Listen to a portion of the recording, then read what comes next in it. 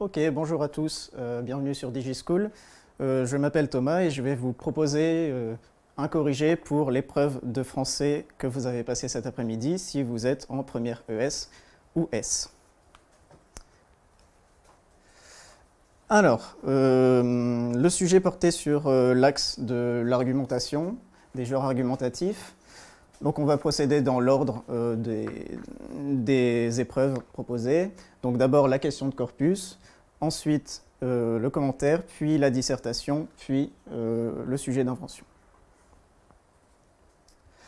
Alors le corpus était composé de 4 extraits. Donc tout d'abord un essai de Montaigne intitulé « De la cruauté ». Ensuite 2 textes issus du siècle des Lumières. Donc le premier de Rousseau, extrait du discours sur l'origine et les fondements de l'inégalité parmi les hommes, et un autre de Voltaire, issu du dictionnaire philosophique, un article intitulé « Bête ». Et enfin, un texte plus récent de Marguerite Yourcenar, à la fin du XXe siècle, extrait d'un recueil d'essais, c'était pas mentionné, vous ne deviez pas le savoir, mais c'est un recueil d'essais, intitulé, donc le recueil « Le temps, ce grand sculpteur » et l'essai en question « Qui sait si l'âme des bêtes va en bas ?» Et donc la question qu'on vous proposait d'étudier sur ces 4 extraits, c'était quel comportement humain les auteurs du corpus dénoncent-ils?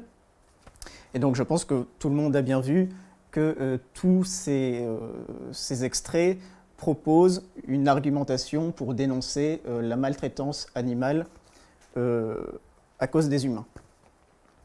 Alors bien sûr, tout ce que je vais vous présenter sont des propositions.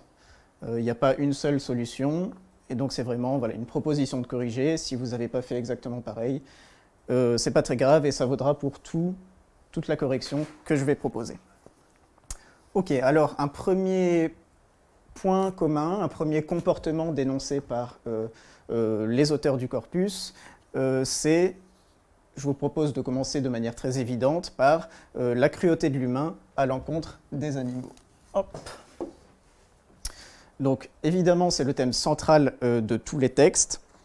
Le mot cruauté, vous le retrouvez dans l'intitulé de l'essai de Montaigne, vous le retrouvez dans le texte de Marguerite Yourcenar.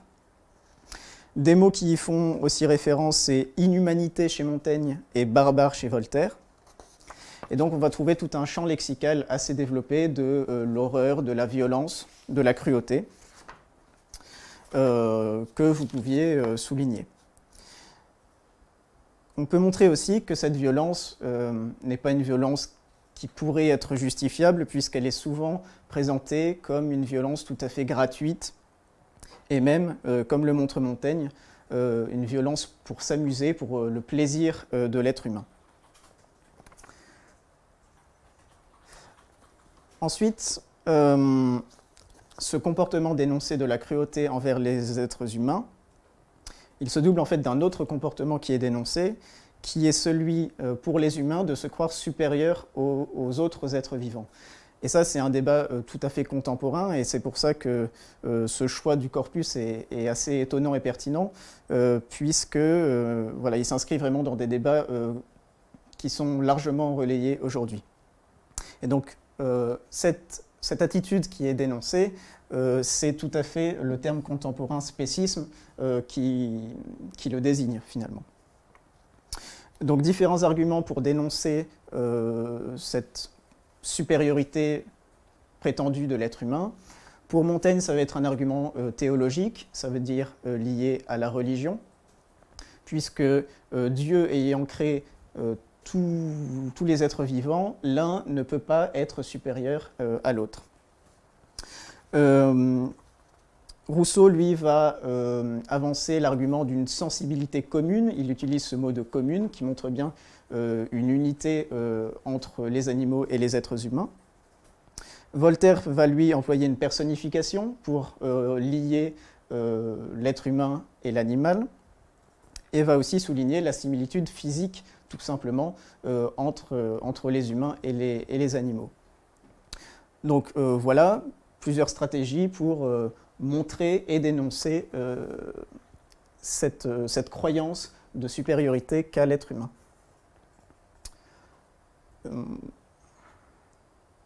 Non. Et donc, un autre paragraphe lié à cette question de la supériorité de l'être humain, prétendu, c'est un autre comportement dénoncé par les auteurs qui est la violation de lois considérées comme immuables, naturelles et fondamentales. Donc c'est par exemple les lois divines dont parle Montaigne, donc des lois pour qui croit inviolables. Pour Rousseau, cette pensée s'inscrit dans sa philosophie qui est que l'homme est bon par nature et donc il doit suivre cette nature et toutes les lois qui en découlent. On peut voir chez Rousseau tout un lexique, les règles, les devoirs, les droits qui montrent que l'être humain enfreint toutes les règles naturelles. Et enfin, Marguerite Yourcenar, c'est assez évident puisqu'elle propose une déclaration des droits de l'animal qui fait bien sûr écho à la Déclaration des droits de l'homme. Et donc voilà, l'idée de loi naturelle qu'il ne faut pas enfreindre.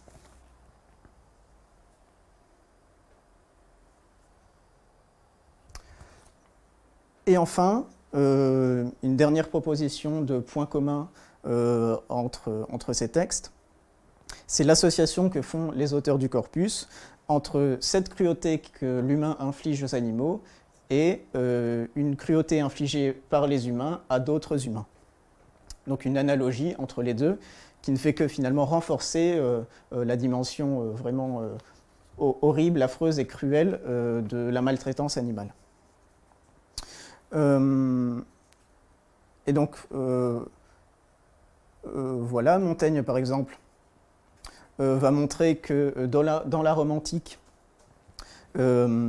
les Romains ont d'abord procédé à des combats d'animaux, des combats de fauves, et ont ensuite dérivé vers des combats de gladiateurs, donc des combats d'êtres humains entre eux. Et Marguerite Yourcenar, dans tout un passage de l'extrait, va établir une analogie un peu similaire, dont la plus frappante est peut-être celle entre les wagons plombés, qui rappelle évidemment la Shoah. On est dans la seconde moitié du XXe siècle, et donc le génocide reste largement ancré dans les mémoires. Et les fourgons, les wagons à bestiaux dans lesquels on transporte les animaux. Voilà, est-ce qu'il y a peut-être des questions sur le corpus ou pas encore? Quelques questions sur le corpus. Ok. Valentin qui nous a dit moi j'ai parlé beaucoup de convaincre et persuader, est-ce que c'est bon? Alors, convaincre et persuader, c'est les fondements de l'argumentation. Vous avez sans doute vu tout ça en cours. Et donc, c'est les stratégies mises en place par les auteurs pour dénoncer la maltraitance animale. Alors, la question, c'était quel comportement dénoncent les auteurs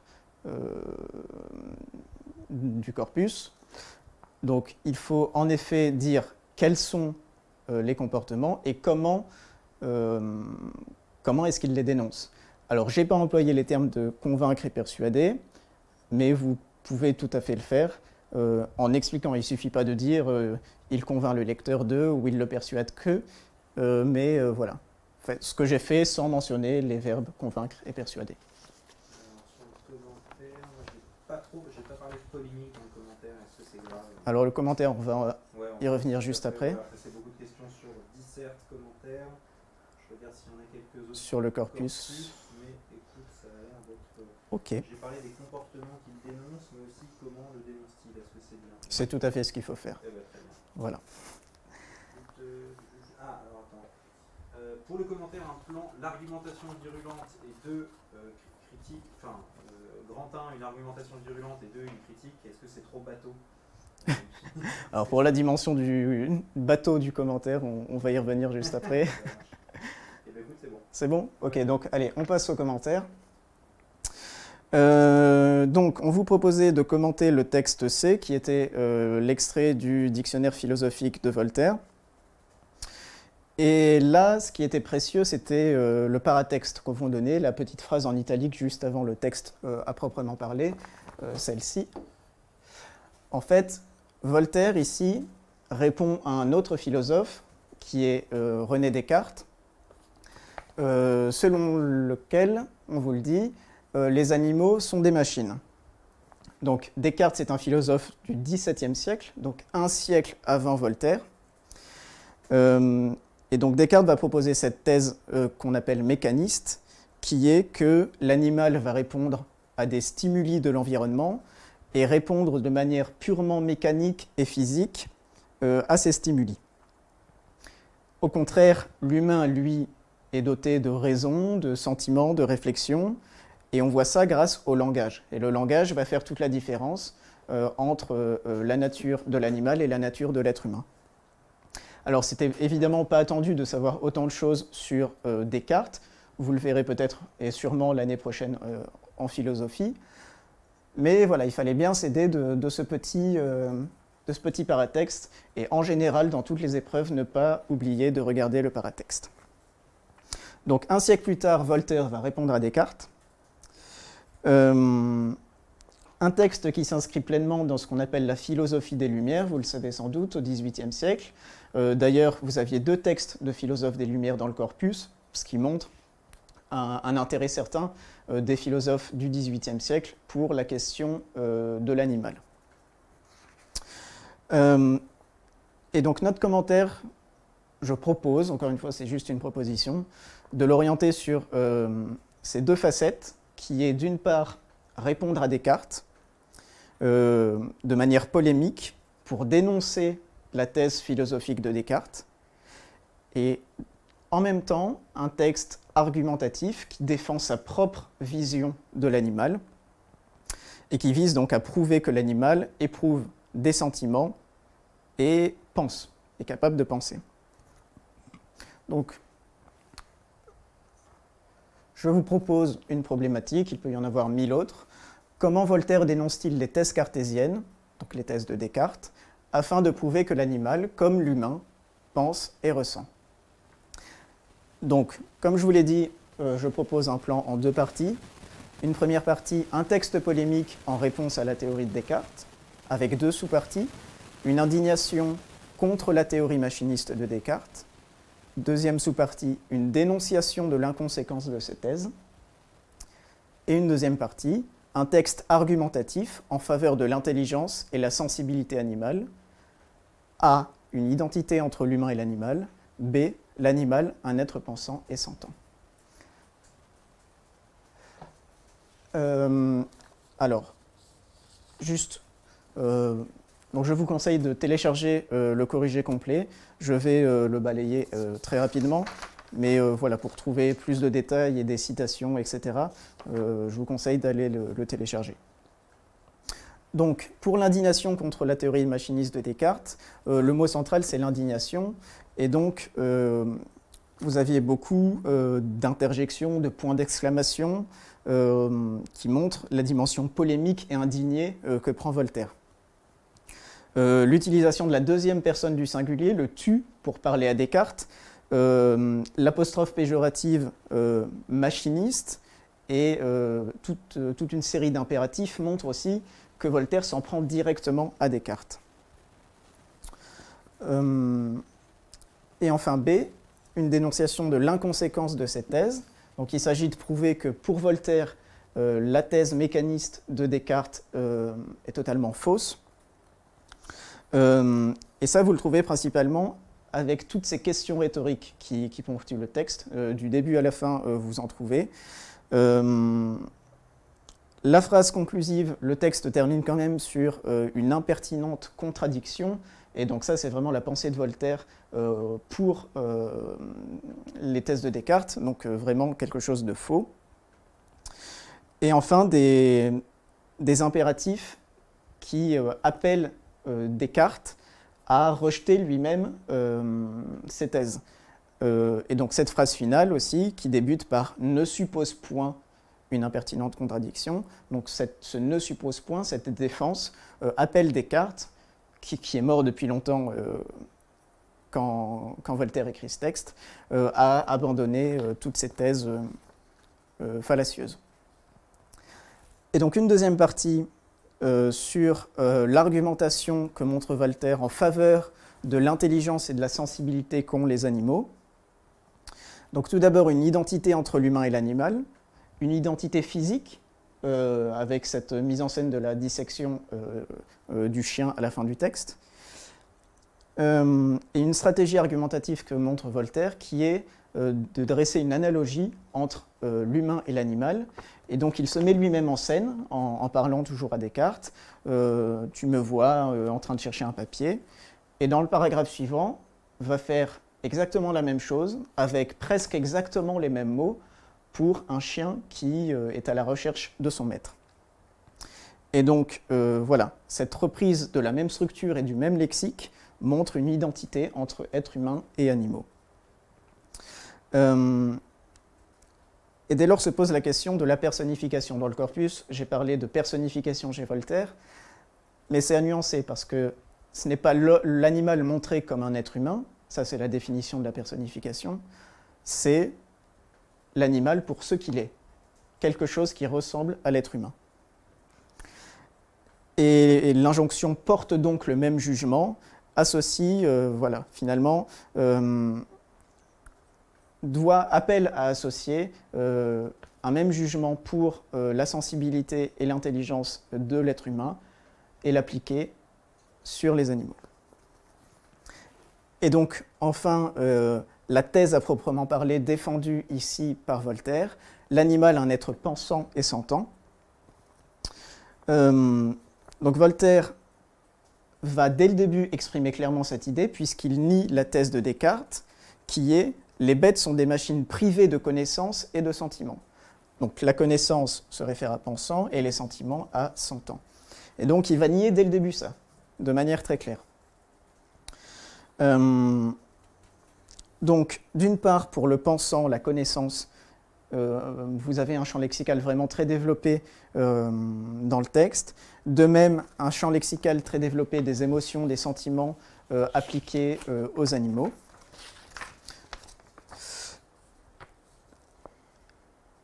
Donc, je vous conseille encore une fois de télécharger pour retrouver tout ce que comporte ce champ lexical. Et enfin, cette dimension pensante et sentante de l'animal conduit à une condamnation de Voltaire contre la cruauté à l'égard des animaux. C'est le thème du corpus et de ce sujet en général. Donc vous retrouvez le mot barbare. Donc celui qui tue un animal est un être non humain. Avec une mise en scène de la violence de cette dissection. Je cite, « Il le cloue sur une table et le dissèque vivant ». C'est vraiment très violent, vraiment il montre dans ce qu'on pourrait appeler presque une hypotypose, c'est-à-dire vraiment montrer la scène telle qu'elle est, d'une cruauté sans nom. Et enfin, on retrouve l'argument biologique, qui est que l'animal est doté de nerfs aussi, et donc ressent de la douleur, et donc, encore une fois, une condamnation de la cruauté envers les animaux. Je vous propose quelques ouvertures possibles dans ce commentaire. À la fin de la conclusion, vous savez qu'il est bienvenu, pas obligatoire de faire une ouverture. Si vous n'avez pas beaucoup d'idées, vous pouvez montrer avec le texte B du corpus de Rousseau que cette question du bien-être animal, ou en tout cas de la dénonciation de la cruauté contre les animaux, est très présente au XVIIIe siècle, avec deux philosophes illustres du mouvement des Lumières. Une autre ouverture possible, je vous propose un autre article de Voltaire dans le même dictionnaire philosophique, qui est l'article « Torture », et où il va dénoncer non pas la cruauté des êtres humains contre les animaux, mais la cruauté des êtres humains contre les êtres humains.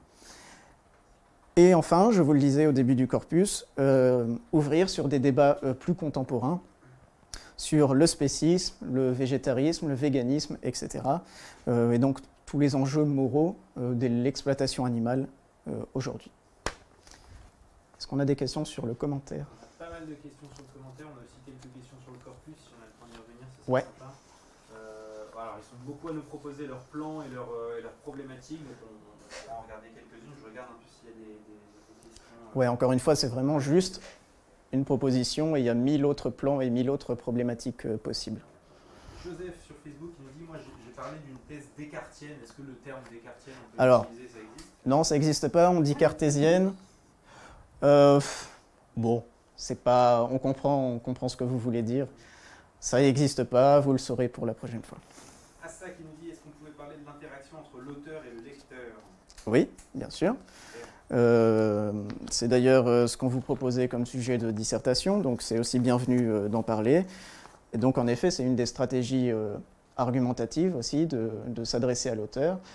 Et on peut comprendre le tu aussi, non pas comme Descartes, mais comme tout lecteur qui lit le texte. Très, très bonne idée.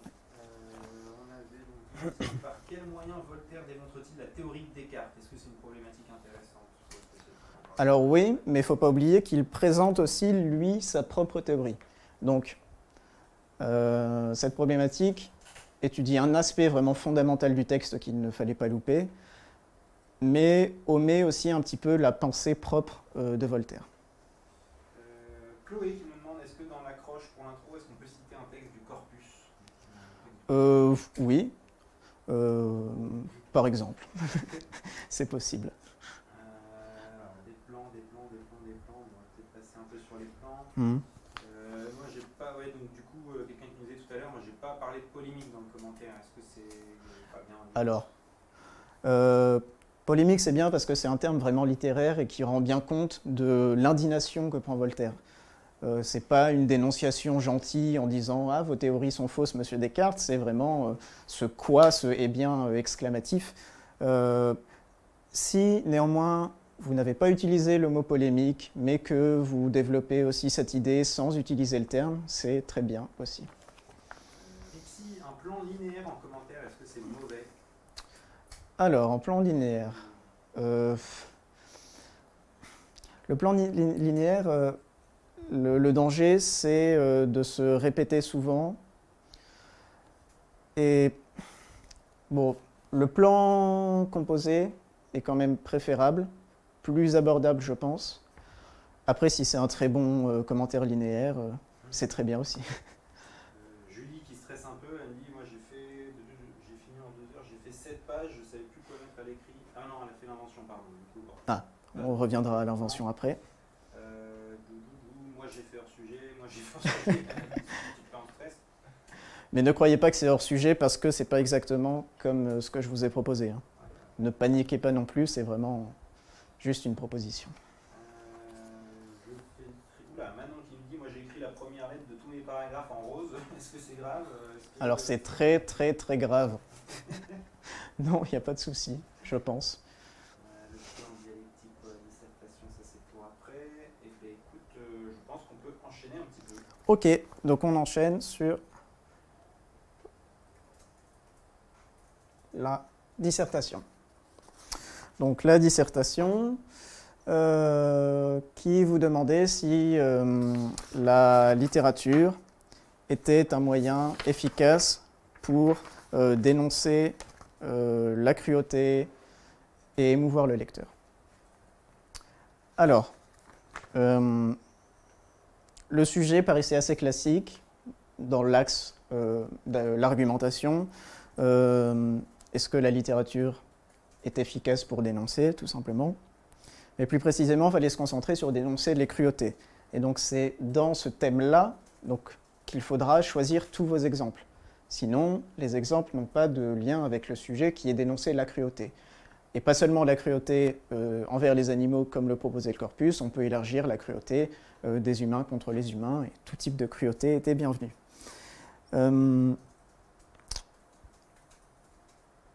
Quelque chose qui était important aussi dans le sujet, c'était émouvoir le lecteur. C'est-à-dire qu'il faudra, même si c'est dénoncer le sujet, dénoncer la cruauté qui est au cœur du sujet, il faudra laisser une grande part à émouvoir le lecteur à la place de l'émotion au sein de l'argumentation. Et donc ne pas traiter de l'émotion du lecteur n'importe comment, mais vraiment l'attacher à la stratégie argumentative. Alors, avant de proposer mon plan, je voudrais mettre en garde sur la tentation qu'il y a avec un sujet pareil, de dire la littérature est efficace, grand 2, la littérature n'est pas très efficace. En disant que pas grand monde lit, en disant que certains ouvrages font la promotion de la cruauté. En général, ça fait une deuxième ou troisième partie assez légère et ça peut nuire à votre devoir plus qu'à autre chose. Mais si vous avez la possibilité et les moyens de démontrer que la littérature est inefficace de manière pertinente et convaincante, vous pouvez tout à fait le faire. Mais c'est difficile. Et donc c'est pourquoi je vous propose un plan en 2 parties qui montre tous les deux que la littérature est efficace. Donc grand 1, la littérature argumentative, lieu privilégié pour dénoncer les cruautés humaines. Donc là il s'agit de montrer que la littérature est un moyen vraiment très efficace pour dénoncer les cruautés. Avec en A des genres argumentatifs qui dénoncent directement les cruautés humaines, et donc ces genres sont très efficaces puisqu'ils dénoncent de manière directe. Avec le genre de l'essai, bien sûr, vous pouviez prendre n'importe quel extrait du corpus, tous relevés du genre de l'essai. L'extrait de Montaigne, par exemple, permettait de montrer que dès le titre, on savait directement que Montaigne dénonçait la cruauté, de la cruauté. Et donc, vous pouvez rementionner toutes ces stratégies argumentatives qu'on a vues dans l'étude du corpus et qu'on a vu également dans le commentaire. Vous pouvez les réemployer ici pour montrer à quel point l'essai est un genre efficace pour démontrer une thèse. Un autre genre, c'est l'article de presse. D'ailleurs, on vous invitait dans l'écrit d'invention à écrire un article de presse. Donc il ne s'agit pas de prendre n'importe quel article de presse en exemple, mais peut-être savez-vous que Camus a écrit dans une revue qui s'appelle Combat beaucoup de textes, et je vous en ai pris un par exemple. Au lendemain du lâcher des bombes atomiques à la fin de la Seconde Guerre mondiale, il va écrire cet article dans la revue Combat pour dénoncer la cruauté extrême et une cruauté qui se banalise au sein d'un silence général. Et donc c'était un bon exemple pour montrer une autre facette du genre argumentatif direct. Ensuite, une dénonciation plus fondée sur la fiction. Donc dénoncer de manière indirecte pour dénoncer plus efficacement. Donc l'essai, on a vu, c'est très direct et donc très efficace, mais on peut penser aussi que de manière indirecte, c'est d'autant plus efficace. Et ça, La Fontaine le montre bien dans une de ses fables qui s'appelle « Le pouvoir des fables », où un grec tente d'alerter les citoyens sur un sujet, il n'écoute rien, et il commence à raconter une fable, et tout le monde se met à écouter. Donc peut-être que la manière détournée est plus efficace. Et ça, vous pouvez l'illustrer avec une de ces fables à proprement parler. J'en ai pris une qui est un peu moins connue que les autres, c'est « Les loups et les brebis », et qui montre, d'ailleurs l'exemple est intéressant puisque lié aux animaux, donc au thème du corpus, que voilà, les humains, cette fable montre que les humains sont toujours cruels entre eux, même si ils essayent de couvrir leur cruauté d'une paix, d'une façade pacifique, ils sont toujours d'autant plus cruels. Donc on passe à la deuxième partie, qui est docere et movere, ces deux verbes latins qui signifient enseigner et émouvoir. Je ne sais pas ce que j'ai fait. Donc dénoncer les cruautés humaines en émouvant le lecteur, et là vous allez accorder une grande place à émouvoir le lecteur qui est dans le sujet. Alors A, le registre pathétique, qui permet de sensibiliser davantage le lecteur aux cruautés humaines. Donc le registre pathétique, c'est vraiment le registre qui vise l'émotion du lecteur. Et je vous propose un poème de Victor Hugo qui s'appelle Mélancolia, et qui montre vraiment de manière pathétique la pauvreté, la souffrance des enfants qui sont obligés d'aller travailler. Et donc voilà, par divers procédés que vous retrouvez dans le corrigé complet, le lecteur va se sentir inclus dans cette dénonciation, va être touché, et donc voilà, être plus sensible à la dénonciation en place. Et petit b, la dénonciation et la fiction quand c'est un passage qui dénonce la cruauté, et je me rends compte que tout à l'heure je vous ai dit ça à la place de ça, désolé pour l'erreur. Donc la dénonciation de fiction quand c'est un passage qui dénonce, et d'ailleurs c'est personnage ici, enfin passage, donc quand c'était pas un personnage qui dénonce les cruautés, et donc là vous pouvez intégrer tout ce que vous avez étudié sur l'axe du roman et du personnage du roman. C'est-à-dire que quand c'est un personnage et non pas l'auteur directement qui va présenter, qui va dénoncer une cruauté, le lecteur va se sentir plus proche de la dénonciation, plus inclus, et va s'identifier plus facilement au personnage. Et je vous ai proposé un extrait de Diderot dans le supplément au voyage de Bougainville qui dénonce la colonisation à travers le point de vue des colonisés. Voilà. Donc, vous faites votre petite conclusion, et encore une fois, vous pouvez faire une ouverture, c'est pas obligatoire, mais si vous en avez une, c'est un bon point. Donc, je vous en propose deux.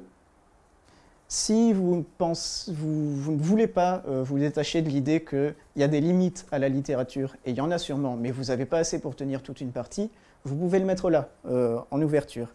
Donc, voilà. Certaines limites que vous trouvez à la littérature pour dénoncer, qui en fait un moyen d'une efficacité limitée. Ou alors, vous pouvez par exemple vous demander si un autre média que la littérature est tout aussi pertinent et efficace pour dénoncer les cruautés, le cinéma, la peinture, la chanson, etc. Mais soyez spécifiques, donnez de vrais exemples aussi pour démontrer votre propos. Est-ce qu'on a des questions sur la dissertation? Oui, alors, oui. Une question qui arrive plusieurs fois, est-ce qu'un plan dialectique, ça fonctionne bien pour la dissertation? Alors, c'est ce que je vous disais. En général, ça fonctionne bien. Avec un sujet comme ça, on est très tenté de le faire. Mais montrer que la littérature est inefficace, c'est difficile et c'est un peu risqué. Ça peut vous amener sur une partie vraiment très faible. Et donc, soyez vraiment sûr de vous. Un professeur de littérature ne vous en voudra pas si vous ne dites pas que la littérature n'est pas inefficace. Voilà. On a plusieurs, et tu viens d'y répondre. Est-ce qu'on pouvait parler du théâtre? Est-ce qu'on pouvait parler de la littérature, du cinéma, la peinture, musique en deuxième axe pour la dissertation? Ouais, et le théâtre dès le corps de votre dissertation, évidemment.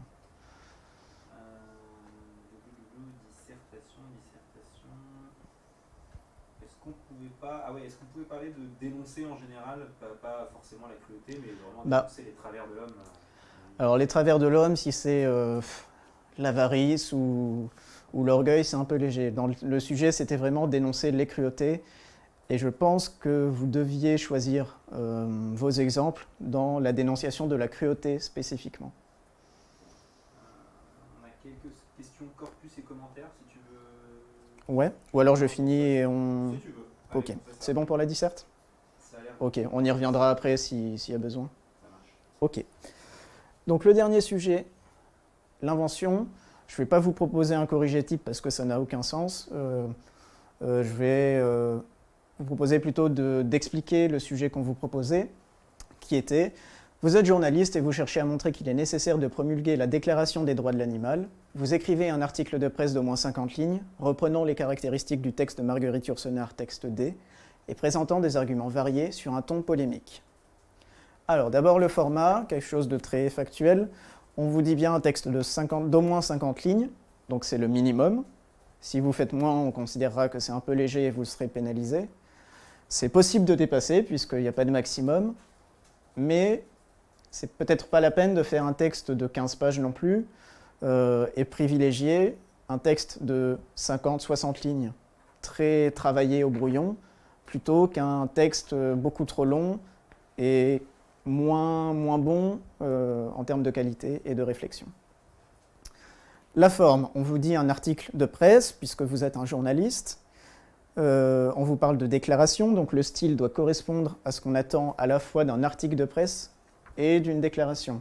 Donc quelque chose de solennel, puisque c'est une déclaration, mais en même temps quelque chose d'assez vif qui relève du style journalistique.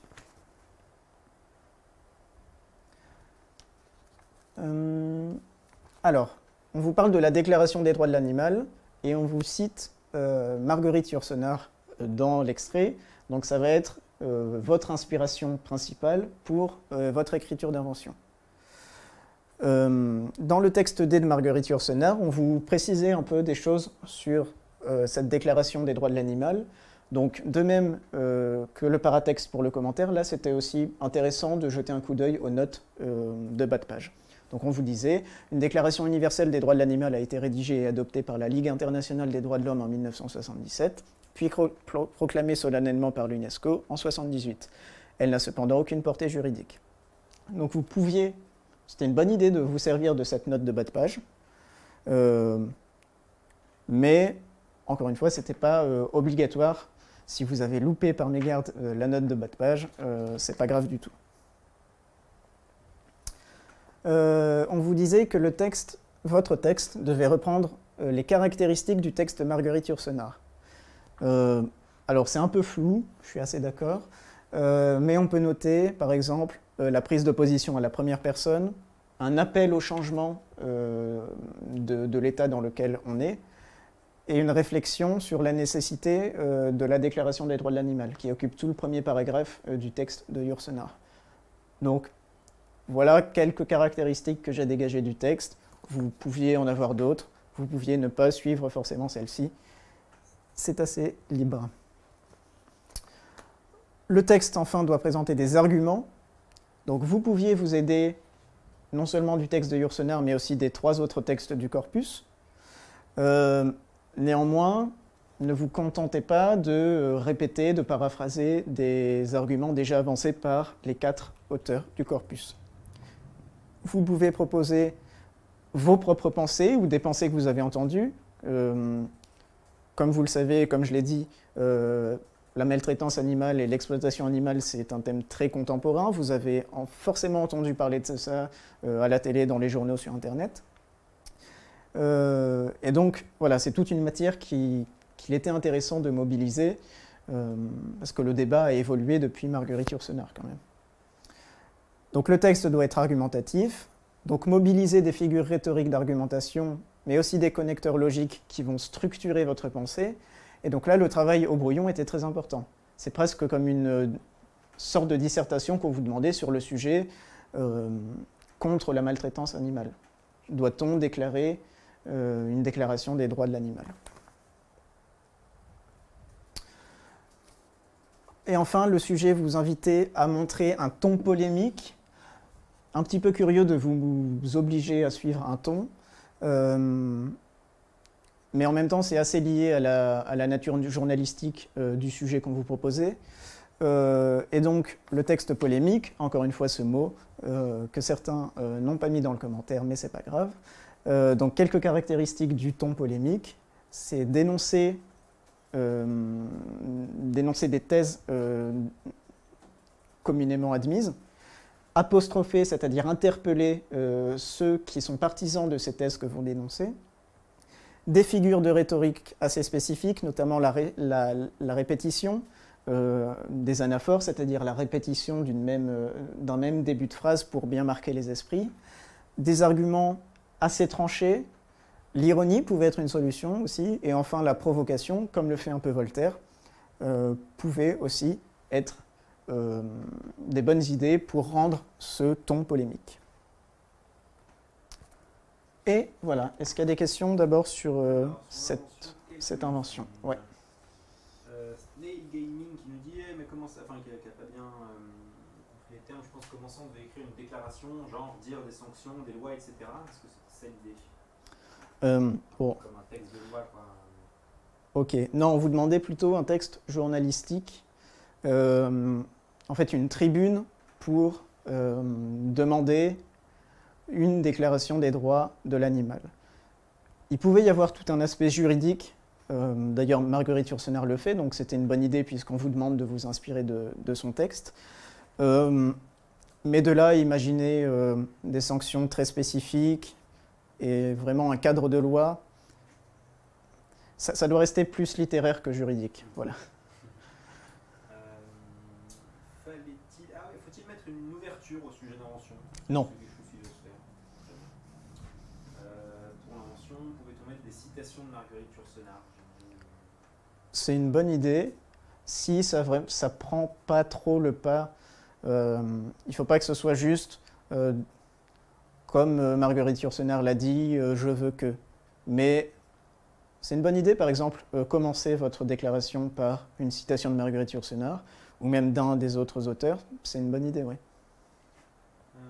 Est-ce que Camille qui nous demande, est-ce que l'invention c'est le sujet le plus dur selon toi? Alors, c'est pas le plus dur, ils sont tous aussi durs les uns que les autres. Mais il est moins cadré. Ce que je veux dire, c'est qu'avec le commentaire, vous avez quelque chose pour vous accrocher vraiment. La dissertation, c'est un peu plus libre, mais bon, vous avez quand même des textes que vous avez étudiés toute l'année, des textes que vous connaissez par votre culture personnelle, qui vous aident à répondre à cette question de dissertation. Là, vous partez vraiment de rien. Et donc, ce n'est pas forcément une solution de facilité, mais ce n'est pas non plus le plus difficile. Bolybob qui nous dit, est-ce que faire un dialogue pour le sujet d'invention, genre une interview, est-ce que ça passe? Faire ça? Alors, la déclaration, ça a quand même quelque chose d'assez solennel. Alors, si c'est juste un dialogue de type interview, non, je pense pas. C'est quand même assez différent de la déclaration qu'on vous demande. Mais si vous voulez introduire dans votre déclaration un dialogue qui peut être un dialogue fictif, par exemple avec des animaux, ça peut être une stratégie argumentative pour montrer l'importance de cette déclaration, vous pouvez, mais ça ne peut pas être qu'un dialogue. Maëla qui nous pose une petite question un peu de méthodo, mais Mm-hmm. à mon avis, les correcteurs valoriseront plutôt une rédaction avec beaucoup de lignes, un truc très, ou alors plutôt quelqu'un qui respecte 50 lignes tout rond. Alors comme je vous l'ai dit, écrire énormément, c'est-à-dire 150-200 lignes, c'est pas du tout assuré qu'on bonifie votre copie. D'abord parce que pratiquement les correcteurs ont beaucoup de copies à corriger et peuvent éventuellement, s'ils sont de mauvaise humeur, être agacés par cette trop grande longueur de votre texte. Alors il vaut mieux rester raisonnable, entre 50 et 100 lignes par exemple, c'est bien. Et vraiment travailler votre sujet, vous avez le temps, 3 heures. Voilà, il vaut mieux écrire quelque chose de qualitatif que quantitatif. Suzanne qui me dit, est-ce qu'on peut utiliser le jeu pour le sujet d'invention? Ouais, Marguerite Yourcenar le fait, et je pense que c'était une très bonne idée d'utiliser la première personne. Je crois que c'est à peu près tout pour l'invention. Il nous reste Ouais. peut-être quelques questions si tu veux bien Ouais. sur les autres exercices. Pour le corpus, nous demande Ninon, est-ce qu'il faut faire une ouverture? Non, pour le corpus, c'est pas la peine. Ok. Une petite phrase de conclusion, par contre, vous pouvez. Quelques personnes qui en ont fait une en l'occurrence, qui disent bonjour, est-ce qu'on pouvait ouvrir sur la catharsis? Demande de Anne. Pour le corpus, Ouais, c'est pas trop. Ça semble pas trop. il me faudrait toute l'explication. Ça marche pas. On va demander si elle peut préciser. Ça serait bon. Question sur le commentaire. Mhm. On en a. Même question, si on n'a pas fait d'ouverture pour le commentaire, est-ce que c'est grave? C'est pas grave du tout, c'est pas obligatoire, et vaut mieux ne rien mettre que de mettre quelque chose de complètement vaseux. Par contre, on a une question pour la conclusion sur le commentaire. C'est-à-dire ne pas mettre de conclusion, la conclusion est obligatoire par contre. Alors, comme c'est ce qu'on fait en dernier, on peut manquer de temps. Ça peut passer? Non, ça peut pas passer à mon avis. Enfin, vous n'allez pas perdre des points, un nombre de points énorme, surtout si votre développement est très bien. Mais bon, voilà, il y aura une petite sanction forcément s'il n'y a pas de conclusion du tout. Ça marche. Mila qui nous demande dans le commentaire, j'ai perdu la question, si dans le commentaire peut-on apporter des connaissances un peu personnelles ou un peu d'expérience personnelle, ou est-ce qu'on est obligé de rester dans le cadre du texte de Voltaire? Alors, vous avez l'ouverture qui est vraiment le lieu privilégié pour donner vos connaissances personnelles, ce qui vous tient à cœur même, c'est vraiment le moment de le faire. Si par contre, dans le corps du commentaire, vous voulez en mettre, il faut quand même que ce soit en lien avec le texte. Quelque chose qui concerne les Lumières, qui concerne la philosophie de Descartes, ça doit rester quand même assez proche. Voilà. Écoute, c'est bon. Ok, c'est bon. Tu peux conclure. Ok, merci à tous et bon courage pour la suite et bonne soirée.